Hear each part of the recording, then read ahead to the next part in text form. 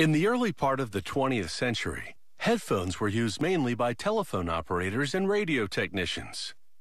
But in the 1930s, they were redesigned and marketed to the public, so music lovers everywhere plugged in and turned on to the concept.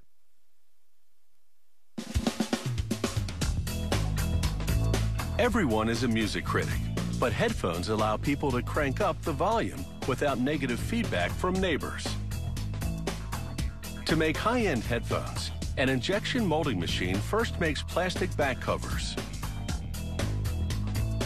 The mesh area will allow sound waves to pass through instead of reflecting back into the headphone.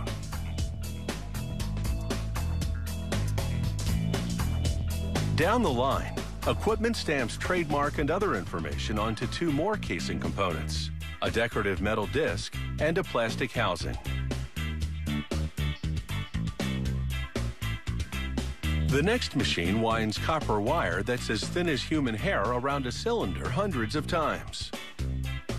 The winding is computer controlled to produce a critical component, the headphone's voice coil. When magnetized by an incoming signal, the voice coil vibrates a diaphragm, causing it to emit sound. That diaphragm now takes shape as a press applies heat and pressure to a plastic membrane. These tools mold the plastic to the desired shape.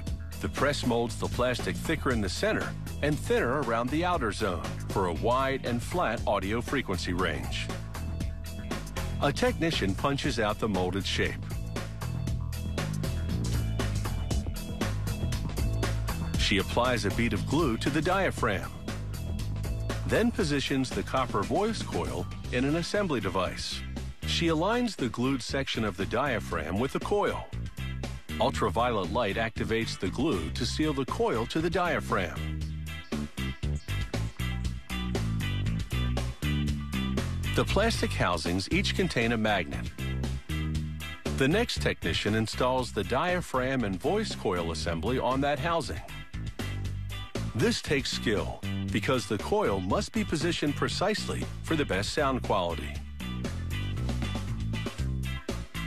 And this headphone speaker is now ready for an audio check. A technician tests the audio frequency range, distortion, and other factors. Here a technician joins the ends of curved wires in a plastic clip.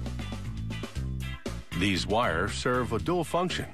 They hold the headphones snugly over the ears and deliver audio signals from the left side of the headphones to the right. The next technician installs a connector for the headphone's audio cable and a plastic strain relief. An adjustable band will allow the headphones to fit on heads of all shapes and sizes. The operator presses the parts together with a hydraulic tool.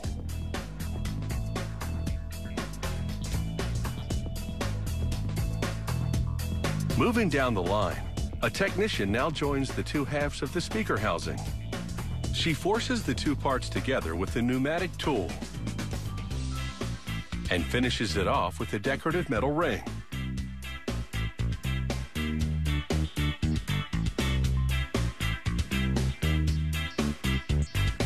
She inserts the speaker mechanism in the center of the housing, then places plastic brackets over it for protection. She then secures the entire assembly to the housing.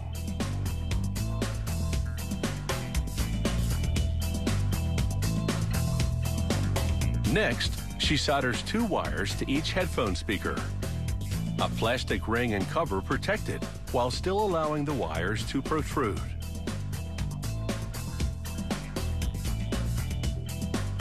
She attaches the end of the headband to the speakers. Then solders the wires from the speaker to those protruding from the headband. She presses a plastic grill into place over each speaker, very carefully to prevent scratching. These headphones are now wired and ready for audio. And whether it's rock or classical, the choice of music will be silent to all but one individual.